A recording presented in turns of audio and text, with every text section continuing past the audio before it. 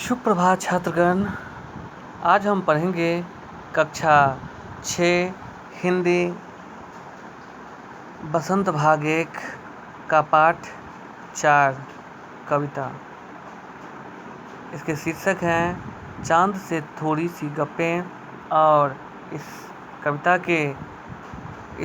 के जो कवि हैं, कवि का नाम है, देखिए, शमशेर बहादुर सिंह। तो देखिए बच्चों ध्यानपूर्वक, चांद से थोड़ी सी गप्पें कविता का आज हम लोग पढ़ेंगे सारांश, कविता का अर्थ, शब्दार्थ और प्रश्नोत्तर भी। तो देखिए बच्चों ध्यानपूर्वक देखेंगे आप लोग। कह रहे हैं सारांश, देखिए ध्यानपूर्वक। इस कविता में बच्चों बताया गया है, एक 10-11 साल की बच्ची है, 10-11 साल की एक लड़की है। कवि उस बच्ची के माध्यम से बताना चाहते हैं कि वह बच्ची चांद के बारे में जानना चाहती है। आखिर चांद क्या पहनता है, कैसा है, कितना बड़ा है, तो चांद के बारे में जानना चाहती है। तो देखिए ध्यानपूर्वक बच्चों, चांद से थोड़ी सी गप्पें कविता शमशेर बहादुर सिंह द्वारा लिखित है। इस कविता में कवि ने एक 10-11 साल एक लड़की के मन का वर्णन किया है। वह जिज्ञासु प्रवृत्ति की होने का कारण चांद से कई सवाल पूछना चाहती है और उनके बारे में अधिक जानना चाहती है।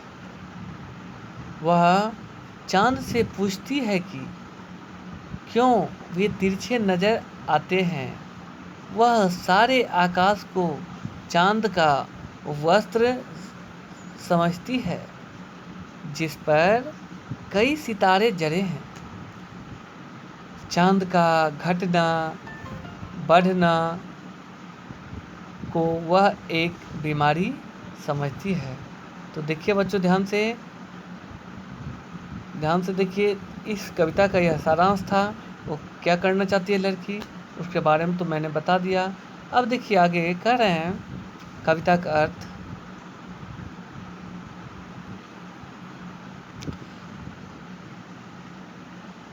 गोल हैं खूब मगर तिरछे नजर आते हैं आप।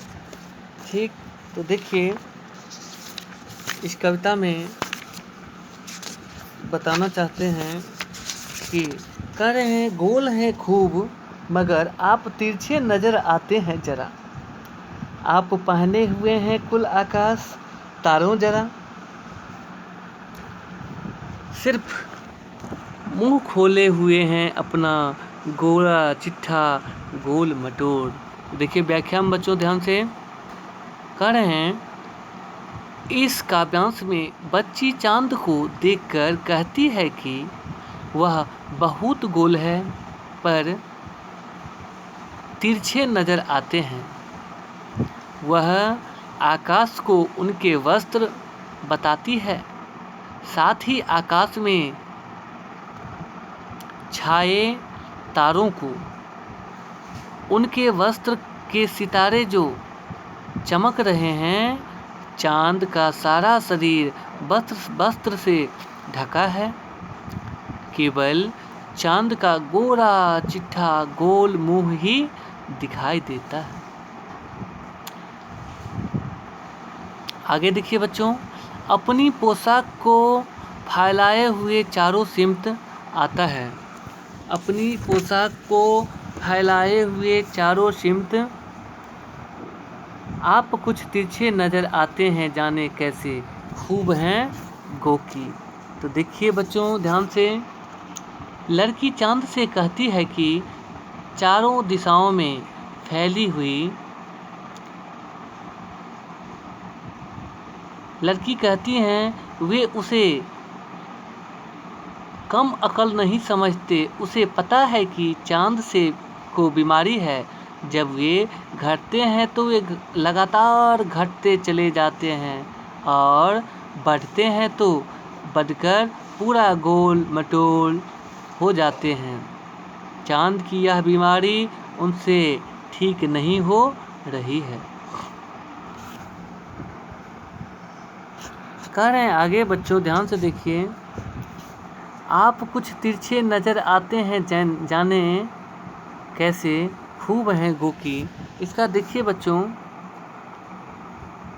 हमको बुद्धू ही निरा समझा है, हम समझते ही नहीं जैसे कि आपको बीमारी है।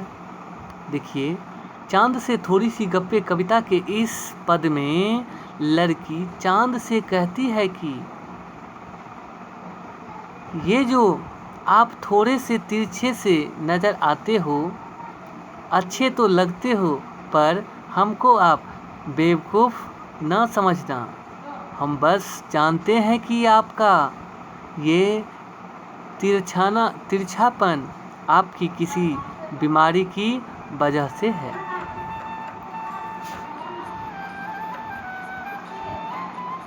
उसके बाद कह रहे हैं, देखिए बच्चों,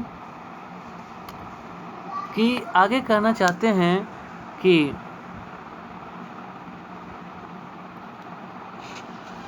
आप घटते हैं तो घटते ही चले जाते हैं और बढ़ते हैं तो बढ़ते ही चले जाते हैं, यानी कि बढ़ते ही चले जाते हैं, दम ही नहीं लेते हैं जब तक बिल्कुल ही गोल न हो जाए। तो देखिए बच्चों, ध्यान से, चांद से थोड़ी सी गप्पे कविता के इस अंतिम पद में बालिका चांद से कहती है कि आप घटते हैं तो घटते ही चले जाते हैं और बढ़ते हैं तो बढ़ते ही चले जाते हैं। पता नहीं क्यों आपकी ये बीमारी ठीक ही नहीं हो रही है। आगे देखिए बच्चों ध्यानपूर्वक। इस पाठ के कुछ प्रश्न हैं जिसको मैं बताने जा रहा हूँ। पहला प्रश्न है, देखिए, इस पाठ के प्रश्न है, देखिए बच्चों, कह रहे हैं सबसे पहले, कवि ने चांद से गप्पे किस दिन लगाई होगी? इस कविता में आई बातों की मदद से अनुमान लगाओ और उसका कारण भी बताओ। तो देखिए बच्चों, दिन और कारण, पूर्णिमा दिन, अष्टमी से पूर्णिमा के बीच दिन, प्रथमा से अष्टमी के बीच दिन। तो देखिए उत्तर दिन में पूर्णिमा और कारण इसका होगा चांद पूरी तरह गोल नज़र आता है। दूसरा देखिए, अष्टमी से पूर्णिमा के बीच चांद तिरछा नज़र आता है। दिन में देखिए प्रथमा से अष्टमी के बीच कारण इसका चांद बहुत पतला नज़र आता है। और मेरे विचार से कवि ने चांद से अष्टमी से पूर्णिमा के बीच गप्पे लगाई होगी। अब देखिए आगे, चांद की पोशाक के बारे में कविता में क्या कहा गया है? तो देखिए, चांद ने पूरे आकाश को अपना पोशाक बना लिया है जिसमें तारे जड़े हैं। इस पोशाक में चांद इस तरह लिपटा हुआ है कि केवल उनका मुंह दिखता है। आगे प्रश्न देखिए बच्चों ध्यान से। प्रश्न, कविता में आप पहने हुए हो कुल आकाश कहकर लड़की क्या कहना चाहती है? उत्तर, कविता में लड़की कहना चाहती है कि चांद तारों से जड़ित संपूर्ण आकाश रूपी वस्त्र को पहने हुए हैं। अब देखिए बच्चों प्रश्न, हमको बुद्धू ही निरा समझता है, उत्तर कहकर लड़की क्या कहना चाहती है? उत्तर देखिए, लड़की यह कहना चाहती है कि चांद उसे बुद्धू न समझे, वह चतुर है और जानती है कि चांद को कोई बीमारी है। अब आगे देखिए बच्चों, प्रश्न, आशय बताओ। यह मर्ज आपका अच्छा ही नहीं होने में आता। अर्थ इसका देखिए। उत्तर, इस पंक्ति का आशय है कि लड़की को लगता है कि चाँद को कोई बीमारी है जो कि ठीक ही नहीं हो रही है, क्योंकि यदि वो घटते हैं तो घटते ही चले जाते हैं और बढ़ते हैं तो बढ़ते ही चले जाते हैं, जबकि जब तक कि पूरे गोल ना हो जाए। तो बच्चों, इस प्रकार से हमने इस पाठ का प्रश्नोत्तर पढ़ा। अब देखिए बच्चों, भाषा की बात में कुछ प्रश्न। चांद संज्ञा है, चांदनी रात में चांदनी विशेषण है। तो देखिए, नीचे दिए गए विशेषणों को ध्यान से देखो और बताओ कि कौन सा प्रत्यय जुड़ने पर विशेषण बन रहा है। इन विशेषणों के लिए एक एक उपयुक्त संज्ञा लिखिए। तो देखिए, गुलाबी पगड़ी, मखमली घास, कीमती गहने, ठंडी रात, जंगली फूल और कश्मीरी भाषा। उत्तर में देखिए, ये सभी विशेषण ई प्रत्यय जुड़ने से बने हैं। इस सभी विशेषण में ई प्रत्यय लगा है। गुलाबी पगड़ी, मखमली घास, कीमती गहने, ठंडी खीर, जंगली जानवर, कश्मीरी कन्या। उत्तर देखिए, कश्मीरी कन्या ये उत्तर था। अब आगे देखिए बच्चों, प्रश्न। गोल मटोल, गोरा चिट्ठा। ठीक।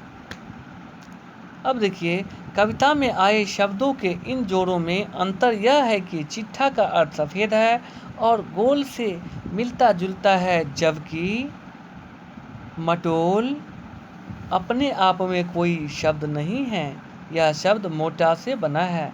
ऐसा 4 शब्द युग्म सोचकर लिखो और उनका वाक्यों में प्रयोग करो। तो देखिए, खाना वाना, चाय वाय, पानी वानी, मोल तोल। ठीक बच्चों, इसको वाक्य में प्रयोग आप लोग स्वयं करेंगे। उत्तर देखिए, वाक्य वैसे आगे भी है। खाना वाना तो अच्छा ही बना है। दूसरा, चाय वाय, चाय, यहाँ चाय वाय का प्रबंध नहीं है। अब देखिए आगे, पानी वानी, उसने मुझे पानी वानी भी नहीं पिलाया। आगे, मोल तोल, करे दुकानदार से मोल तोल करके ही सौदा लेना। तो देखिए बच्चों, इस पाठ में हम लोगों ने क्या पढ़ा? चांद से थोड़ी सी गप्पे। तो चांद से थोड़ी सी गप्पे में देखिए, हम लोगों ने जो पढ़ा कि चांद के बारे में जो लड़की बताना चाहती है, उसको हमने इस कविता के माध्यम से बताया है। ठीक। और इसका प्रश्नोत्तर, सारांश, शब्दार्थ सब कुछ बताया है। धन्यवाद।